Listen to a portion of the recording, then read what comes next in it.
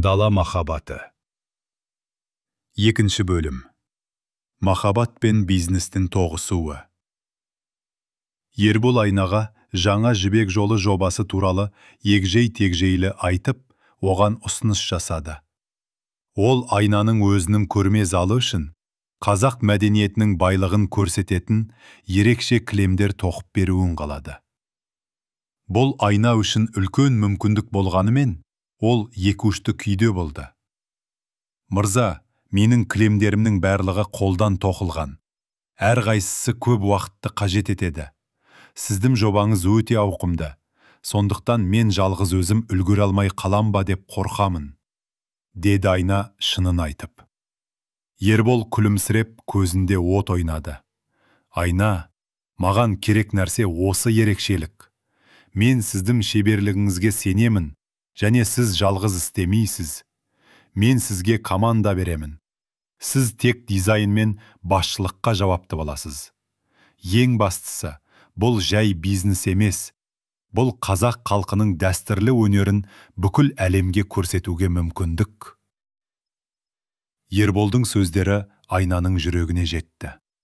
Ол оның көзіндегі шындықты көріп, қазақ мәдениетіне деген сүйіспеншілігін сезінді. Соңында ол келісті. Келесі күндері екеуі тығыз жұмыс істей бастады. Ербол кілем дүкеніне жиі келіп, Айнамен дизайнды талқылайтын. Ол Айнаның тек шебер ғана емес, сонымен қатар қазақ мәдениеті туралы терең білімі бар екенін байқады. Ол Ерболға әрбір ою өрнектің артындағы әңгімелерді, дала, тұлпарлар, қырандар және батырлар туралы аңыздарды айтып берді. Ал Айна бірте-бірте Ерболды да таныды. Ол бизнесте үлкен жетістікке жеткен бұл жас жігіттің өзіне келгенде соншалықты мейірімді және сабырлы екенін түсінді. Ол онымен бірге қымыз ішіп, оның ескі қазақ әндерін тыңдады. Тіпті қарапайым қазақ тілін үйренуге тырысты.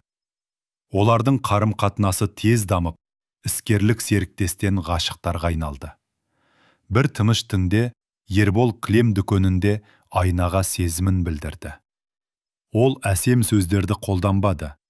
Тек ең шынайы сөздермен оған: Айна, сен менің жүрегімдегі кең дала сияқтысың. Менің шаршаған жүрегімді тыныштандырасың. Мен сені сүйемін, деді. Айнаның көзіне жас толып, ол басын изеп, бұл шынайы да таза махаббатты қабылдады. Олар бір-бірін құшақтап тұрды. Бұл сәтте бүкіл әлем тоқтап қалғандай болды.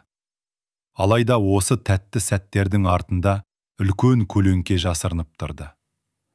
Қаланың басқа жағында сәнді киінген әдемі әйел терезе алдында тұрып, бүкіл қалаға көз тастады.